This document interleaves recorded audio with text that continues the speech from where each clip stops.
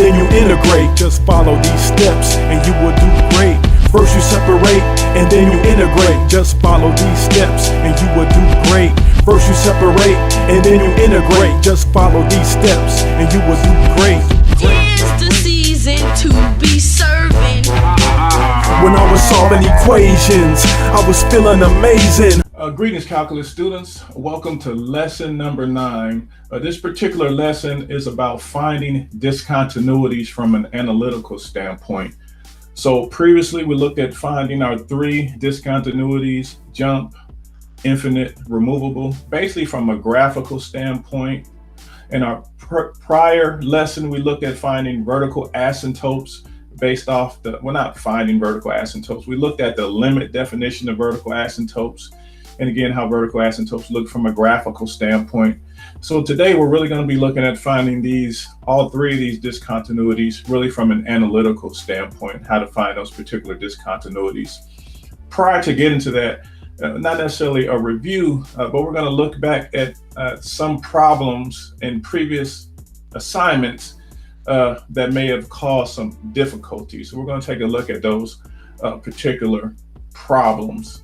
So the first thing we'll do is to take a look at a few problems I've been noticing on some prior assignments that caused some issues, and it was anticipated, so it's no surprise, and we'll kind of look at them and kind of explain the expectations and so forth when we encounter problems like this in other means.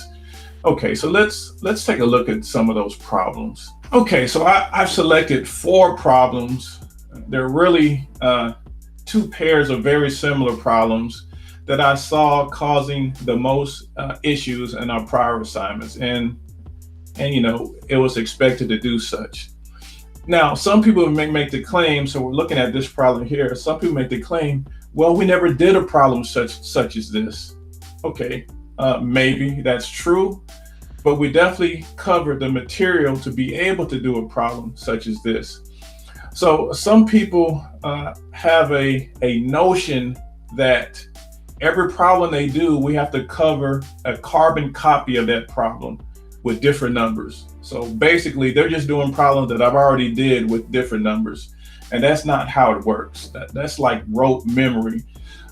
As you get into more advanced classes, there's more of an emphasis on thinking. I have to provide the information, of course, but you have to be able to utilize the information to be able to solve a variety of problems. So you shouldn't expect me to do every particular exact type of problem that you're going to see on an assignment or on a test, because you definitely are not going to expect that on the AP exam. And so you shouldn't expect that on every assignment I give you and every exam that I give you. So at this level in our academic development, one should be able to take information and be able to critically think and utilize that information to find solutions. So I will always, every now and then, throw out a problem that you haven't seen before, of course, on information that we've covered, in hopes that you can critically think and find the solution. Sometimes you may not be able to find a solution, and sometimes you will, and that's what learning is all about. But what I will always do after the fact is I'll always go over that problem just to make sure you see how the solution is found. But bear in mind, there's nothing that I'm going to give you that isn't over information that we have already covered. So you really have to think back.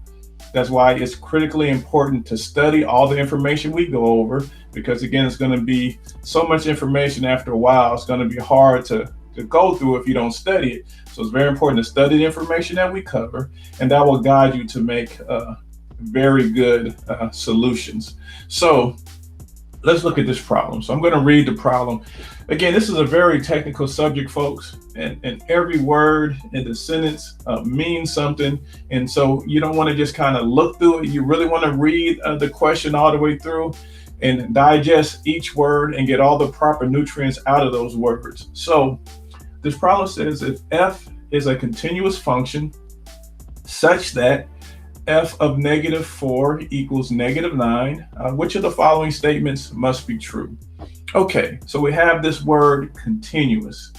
And so what do we know about continuous? So if a function is continuous, that means the value of the function at the point is equal to the limit of the function as x goes to that point. That's the definition of being continuous. F of c exists, the limit as x goes to c of f of x exists, and those two are the same. So if I'm saying this is continuous, then that means that the limit as x goes to -4 of f of x is -9. That's what that means. Now, also, when reading these questions, it says, which of the following statements must be true? Okay, there's a big difference between what could be true and what must be true. So that's pretty important. And also there's a difference between what could be false and what must be false. So this is saying what must be true. Quite honestly, all of these answer choices could be true. But this is getting to what must be true. So what information have we covered that allows us to answer this question? Well, this question, if you look at it, it deals with the properties of limits, because no answer choice is saying the limit as x goes to -4 of f of x equals -9. So nothing is saying that. So there's some manipulations done, and those manipulations are based on the properties of limits. So let me remind you of the properties of limits that we covered. Okay, these are the properties of limits that we covered. Again, everything we covered, like, you should be studying to make sure you understand it. And even something that seems to make so much simple sense like this, you might think when we cover this, oh, this is basic, it's logical, of course it makes sense, there's no need to study that. But no, it's very important to study everything we cover, even if it seems very obvious. Why? Okay, well, let's go through these properties real quick. So we have the sum difference. If I take the limit of a sum or difference of functions, the answer is the sum or difference of their limits. If I take the product of two functions, the answer is the product of the limits. Quotient of two functions, the answer is the quotient of two limits. And if I take the scalar multiple of a function, the answer is a scalar multiple of its limit.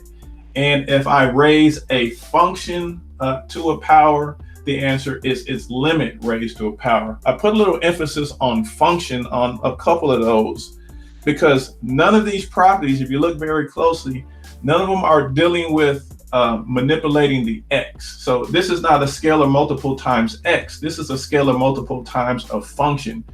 This is not raising the x to a power. This is raising the function to a power. So basically, the only things I can affirm that are true are things based off these properties. If they're not based off these properties, it perhaps could be true, but it's not guaranteed to be true. These properties are guaranteed to be true. So with that understood, let's look again at the given question. Okay, so this is what we know. We know the limit as x goes to -4 of f of x equals -9. We know that because f of -4 is -9 and the function is continuous. Okay, so that's how we know that. So let's see which of these statements can be true. Well, here, instead of going to -4, it's going to -2, and it's taking half of -4, so it's saying the limit is half of 9. Well, do we have a property? Of all those properties, did you see any property that said the limit as x goes to c divided by k equals L over k? No, so we have no property for dividing the value that the limit is going to. So this can't be true. Okay, number B, letter B. So in this particular case, we're multiplying the function by 2, and the answer we get is -18, which is the value of the limit times 2. That's our scalar multiple property, scalar multiple of a function. That's it. That's our answer. We have a property for that. But let's look at the other two answer choices, just to point out that they are not on our property of limits list. Okay, letter C, it looks very similar to letter B, but it's multiplying the x by 2 and multiplying the limit by 2.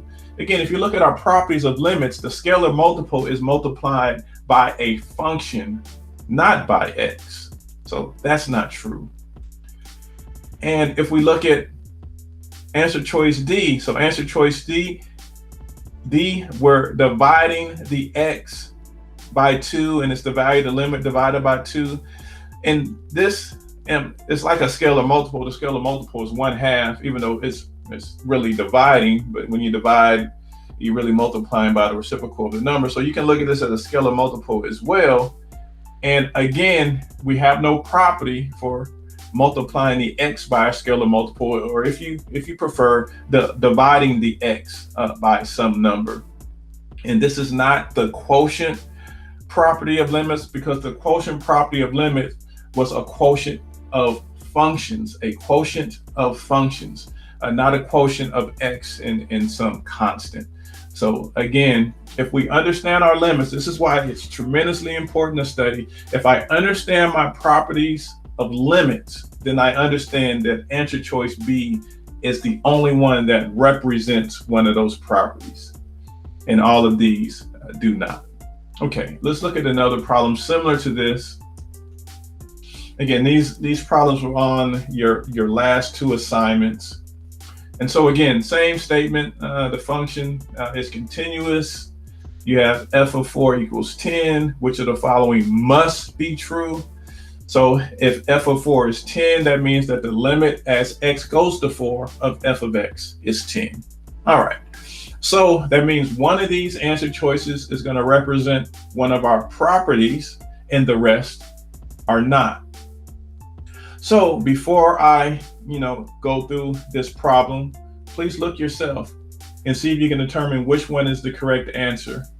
Pause the video if you need a moment, and then I'll go ahead and talk through the solution. Okay, so let's do what we do, and let's kind of look at this. And so now you should be a little more savvy, understanding the properties of limits and understanding what is on that list and what is not. So I'm just going to go through the answer choices, starting with A, and A is already out of there because I have no property of limits that talks about multiplying the x by 2. In fact, this one does 2 things that I don't have a property for. It multiplies the x by 2 and it divides what x is going to by 2. So 2 violations, if you will. So no way that guy's correct. Second one, again, multiplying the x. Again, I don't have a property for a scalar multiple of the x. I have a property for a scalar multiple of the function. Can't be true. Answer choice C, it's squaring the x. Again, I do not have a property for raising the x to a power. I have a property for raising the function to a power. So those 3 are easily out of there. So before even looking at it, the answer must be D. And let's see what D is saying. D is raising the function to a power, and the answer is what that limit was, saying to that same power. So 10 squared is 100. So that's why D is true. So again, hopefully now, and we're just in the very beginning stages. What are we just going into week 3? We're in the very beginning stages of our learning, and hopefully you're getting an early look at, if you don't study, how detrimental it could be to your success. So if you haven't been studying everything we've been going over, hopefully this will be an impetus for you to start to study the things that we've been over. I promise and I submit to you from years of doing this, if you study on a consistent basis, particularly starting early on in the class, your chances to be successful in this course and in college mathematics in general are a lot higher. Failure to study puts you on dangerous and very shaky ground. Okay, so hope you abide by that suggestion. Okay, let's look at the next problem. So this problem caused a few issues. And so we have the limit as x is going to C minus, that guy is L. The limit as x is going to C plus, that guy is K. And it says if L equals K, then what statements have to be true? So again, it's about which statement has to be true. A few of these statements could be true, but the deal is which of these statements has to be true. So let's take a look at what this is saying. This is basically saying L equals K. So that's saying the left-hand limit equals the right-hand limit. And since we've been talking about since really lesson 1, if the left-hand limit equals the right-hand limit, that means the limit exists. That's what that means. That means the limit of f of x as x goes to c exists. And that's all it means. It doesn't mean anything else. It doesn't have any other far-reaching implications. If the left-hand limit equals the right-hand limit, that just means that the limit exists. So that's the only thing that has to be true, is that the limit as x goes to c of f of x exists. That's it. So the only thing that's true here is Roman numeral 2. That's it. So let's look at the other Roman numerals just to explain why they don't have to be true. And some of them could not be true, but some of them don't necessarily have to be true. Okay, Roman numeral number 1, the limit does not exist. Well, that couldn't possibly be true, because if this means the left-hand limit equals the right-hand limit, means the limit does exist. So that definitely has to be true. Okay, Roman numeral 3, f of x is continuous at c. That could be true. We don't know, because we don't know the value of f of c. If f of c equals L, or f of c equals k, since L equals k, then it would definitely be continuous. But we don't know the value of f of c. And so these two one-sided limits being equal only tell us the limit exists. It does not tell us if it's continuous. That could be true, but it doesn't have to be true. And similarly with Roman numeral number 4, f of x is not continuous. It could possibly be not continuous if f of c was not equal to L and k, but we don't know the value of f of c. So it could possibly be continuous. It could possibly be not continuous. The existence of a limit doesn't guarantee continuity. And of course, it doesn't guarantee discontinuity. When you talk about continuity, there's two things at play: the limit and the value at the function. We have no idea what the value at the function is, so we can't make a rendering, we can't make a judgment on continuity, but we can make a judgment on the limit. So the only thing we can get from this is that the limit exists. That's it. No more, no less. Okay, let's look at the other problem. So the other one's going to be the same setup, but it's going to say L is not equal to K. All right, so here we are. Again, same setup. We have these one-sided limits. L is not equal to K. What statements have to be true? Okay, so let's think about this. So if the left-hand limit is not equal to the right-hand limit, well, that means that the limit doesn't exist, right? But that's not the only thing it means. Because if the limit doesn't exist, you couldn't possibly be continuous at the point. Remember the three things we look at for a function to be continuous. The limit exists. Well, the limit doesn't exist. That's one of the three things we look at for a function to be continuous. So the function cannot be continuous. So I know it seems a little tricky because in the previous problem, we said if the limit exists, it doesn't guarantee that it's continuous. And that's true. But if the limit does not exist, that guarantees it's not continuous. If the limit does not exist, you cannot be continuous. So the fact that L doesn't equal K tells us two things that have to be true. One, the limit does not exist, and also that f of x is not continuous. So 1 and 4 are true there. So again, study your 3 points of continuity. Throughout the years, students have struggled with this continuity thing, especially when we get to some other things that you'll see a little bit later that can be interpreted as somewhat tricky. But there's really only 3 things to remember when it comes to continuity at a point.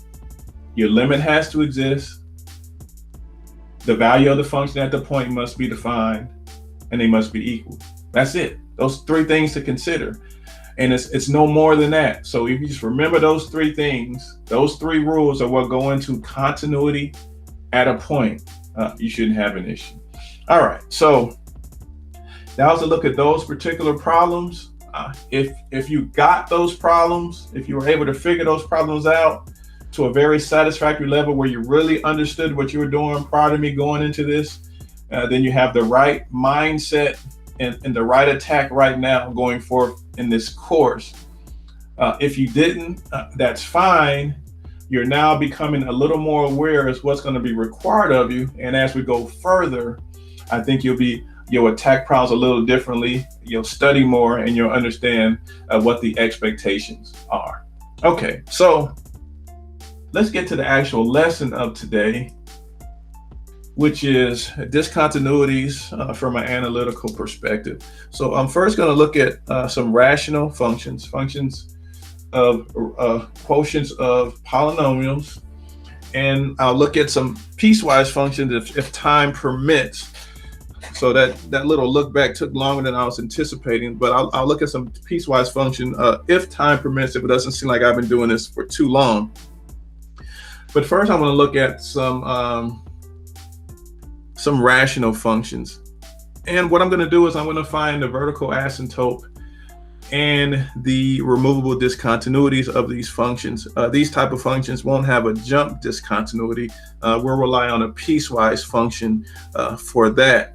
So I'm going to label these examples.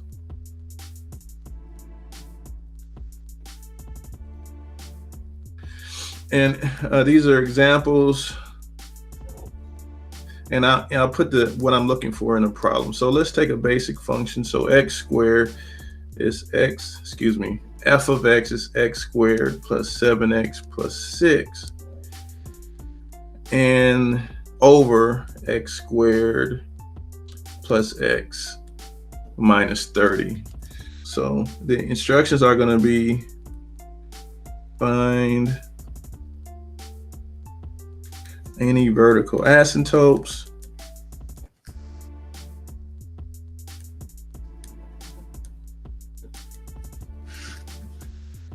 and or removable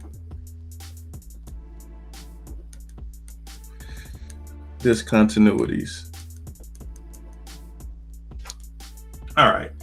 So if you took pre-cal with me last year, honors pre-cal with me last year, we kind of did this. So this is pretty. It's going to be pretty basic. It's going to be no different than how we did it in pre-cal.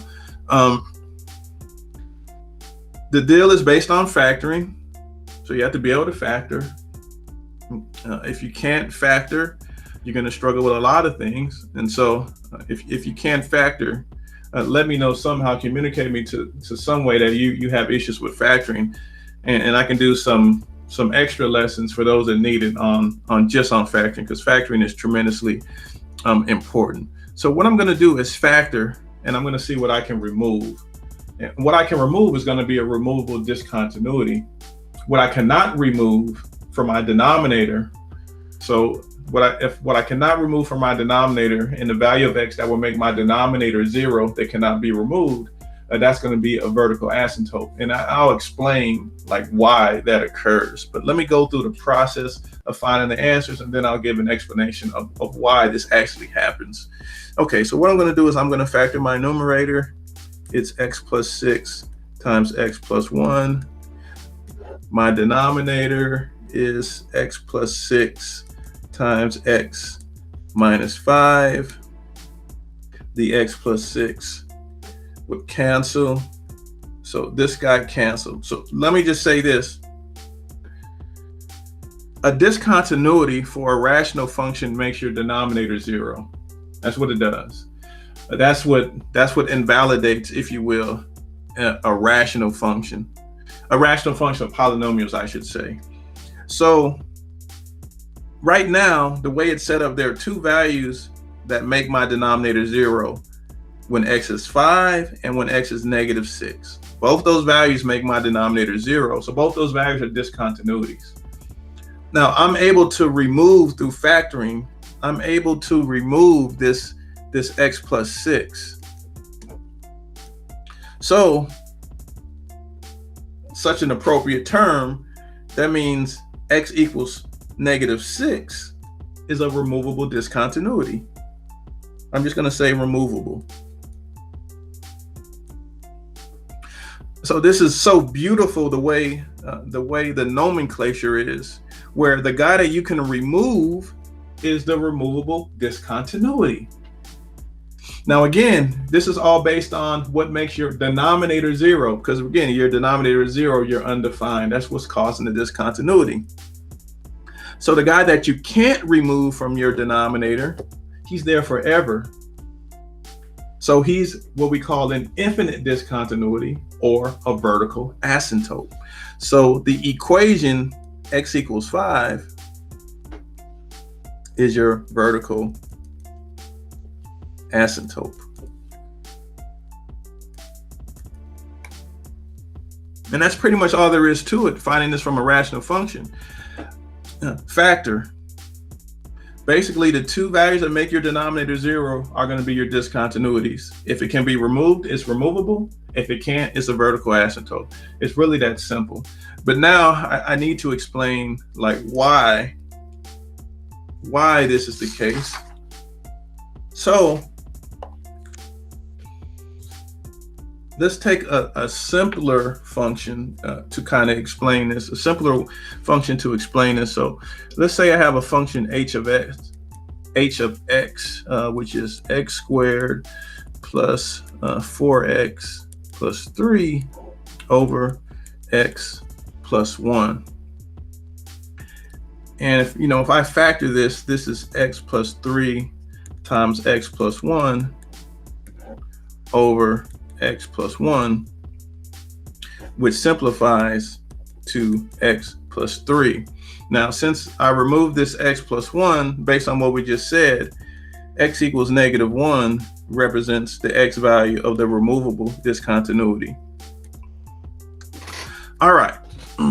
So the question is, why? I mean, it's a nice name. I can remove it. It's called removable.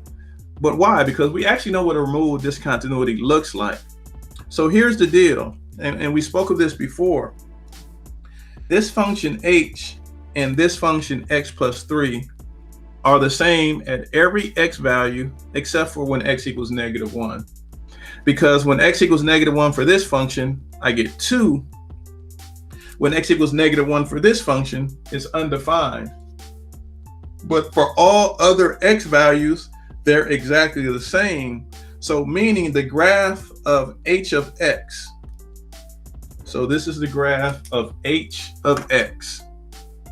It's just like the graph of x plus 3, except when x is -1. So let's say this is -1 here. So let's graph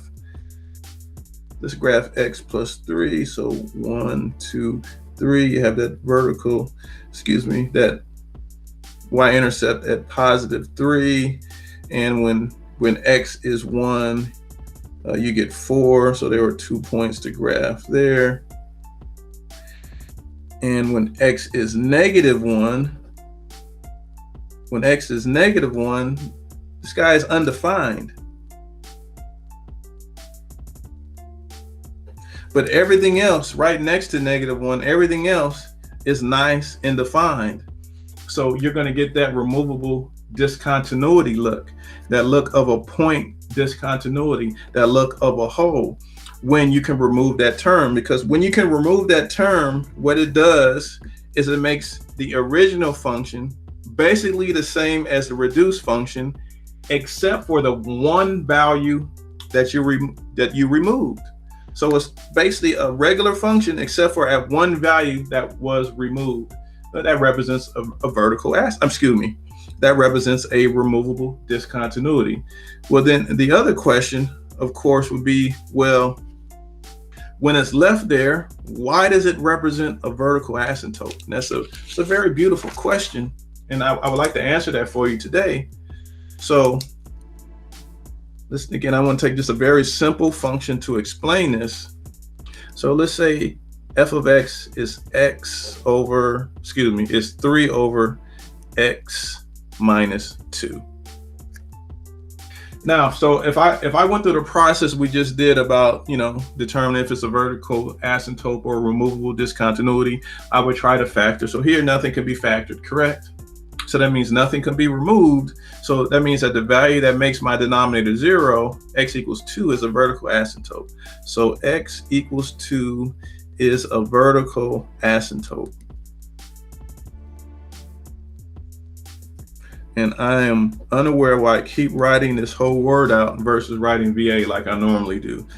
But anyway, so why does this become a vertical asymptote? So for it to become a vertical asymptote at x equals 2, what that means from a graphical standpoint, and you know this, it means when it approaches 2, one part is going to shoot toward negative infinity. And I'm not saying this graph looks exactly like this, because this part side could shoot up, and one side is going to shoot up towards positive infinity. And it doesn't necessarily have to shoot in opposite directions. They could shoot in the same direction, but for this function, for reasons I can see, they're going to shoot in opposite directions. And I didn't look closely to figure out what side is really going up and what side is really going down. It's really not that important right now, but essentially this is going to occur where you're basically going to infinity or negative infinity as you get closer to that point. Is basically the understanding here. Now you may ask why. Well, let's think about it. So this is the deal that's going on. So I want you to understand this. As x gets closer to 2, from either the left or the right, the function is either going to negative infinity or positive infinity, correct? Why? Okay, so let's look at it. So I want you to think about what happens as x gets close to 2. As x gets close to 2, your denominator gets closer to 0, right? Your denominator gets smaller as x gets close to 2. Well, I shouldn't say smaller because it's not necessarily get negative. So as x gets close to 2, your denominator gets closer and closer to 0, right? So let's think about what happens. So let's think about some regular fractions. So let's say I'm gonna put 3 over various numbers and make my denominator get closer and closer to 0. So let's say I had 3 over 100. Excuse me. So 3 over 100, what's that? 0.03. So what I'm going to do is make this denominator get closer and closer to 0 as my numerator stays 3. So let's put 3 over 10. Oh, that's 0.3. How about 3 over 1? Oh, that's 3. How about, how about 3 over 1 over 100? That's the number. It's getting closer to 0, correct? That's my denominator getting closer to 0. Oh, that's 300. Okay. How about 3 over 1 over 1,000? This is a number even closer to 0. Oh, that's 3,000. Okay. How about 3 over 1 over 1 million? Oh, that's 3 million. This is very close to 0. Now notice, just think this through. Here is my denominator getting closer and closer to 0. What do you notice about the value? It's increasing, right? 0.03 to 0.3 to 3 to 300 to 3,000 to 3 million. So the smaller my denominator gets, the bigger this value is going to get. And so it's going to tend towards infinity or negative infinity. And the reason why I may go to negative infinity, so let me bring the original function back, whether it tends to go to infinity or negative infinity, just depends on if that side of the value is giving you a positive or negative number. For instance, and here we'll look a little more closely, and then we'll be able to see if these were going in the right direction, because when I first graphed it, I didn't think much about it, but now we're going to give it some credible thought. So if I go to the left of 2, so to the left of 2 will be numbers that are less than 2. You know, numbers like 1.9 or 1.99 or 1.999. Just any number that's less than 2. So that's coming from the left of 2. Well, numbers less than 2, if you notice, any number that's less than 2 is going to make this denominator negative, correct? Like 1.9 minus 2 is a negative number. 1.999 minus 2 is a negative number. Any number less than 2 minus 2 is a negative number. So from the left, we're going to get negative numbers, but they're going to be, decreasing without bound. So it would be kind of like these numbers, but just with negative signs in front of them. So the left is going to tend towards negative infinity, which is kind of what we had in our graph. We did have it going in the right direction. So again, I didn't really think it through, but it is that way. From the left of 2 is going to negative infinity. And if you're thinking numbers from the right of 2, 2.1, 2.01, 2.001, these will all be positive numbers. Numbers greater than 2 minus 2 will all be positive. And so coming from the right of 2, from the right hand side, that's going to go to positive infinity. So that's kind of the reason why one side goes to negative infinity, and one side goes to positive infinity. Well, you may say, well, you mentioned sometimes they can both go to positive or negative infinity. The easiest way to show you how that can happen is if this was perhaps raised to an even power.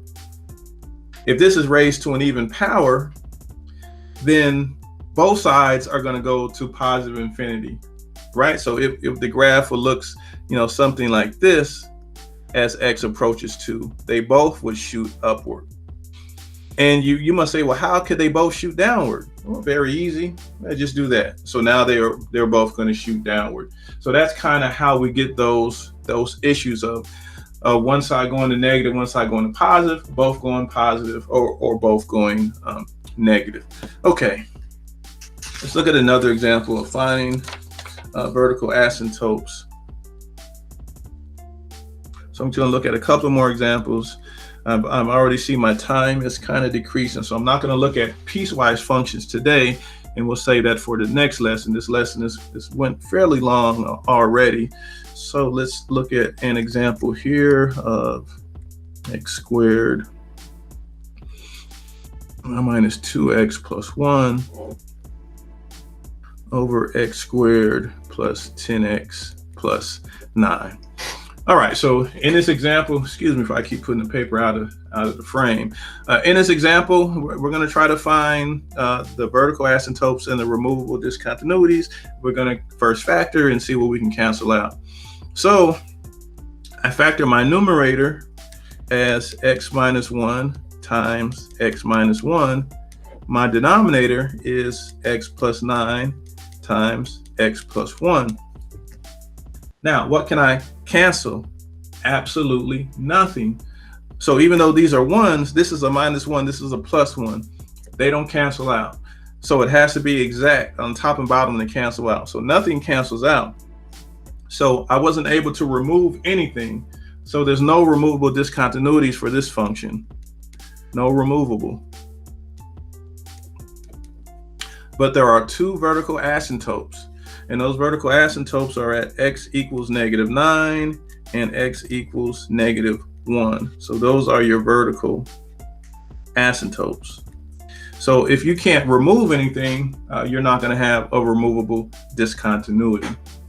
And again, whatever makes your denominator 0 when the function is in its most simplified form is going to represent your vertical asymptotes. Whatever makes your denominator 0 when your function is in its most simplified form, that's going to represent your vertical asymptotes. All right, I'm going to do one last example. So this next example, let's say f of x is x squared minus 3x minus 4. And my denominator is x minus 4. All right, so I'm going to find, keep going out of frame. So I'm going to find the vertical asymptotes and the removable discontinuity. So I'm going to factor. So my numerator should be x minus 4 times x plus 1. Denominator is x minus 4. I can cancel out the x minus 4. It's been removed, so x equals 4 is my removable discontinuity. What about vertical asymptote? Again, vertical asymptote is the value of x that makes your denominator 0 when the function is in its most simplified form. Well, look, you no longer have a denominator. So it can't be 0. You don't even have a denominator. So this guy doesn't have a vertical asymptote. no vertical asymptote. All right, we're going to go ahead and stop there. That concludes our lesson. So we looked at finding vertical asymptotes and removable discontinuities from rational functions. In our next lesson, we'll kind of continue this and we'll look at some piecewise functions where we'll be able to determine how a piecewise function represents a removable discontinuity or a jump discontinuity. We'll look at that next time. So we'll see you next time.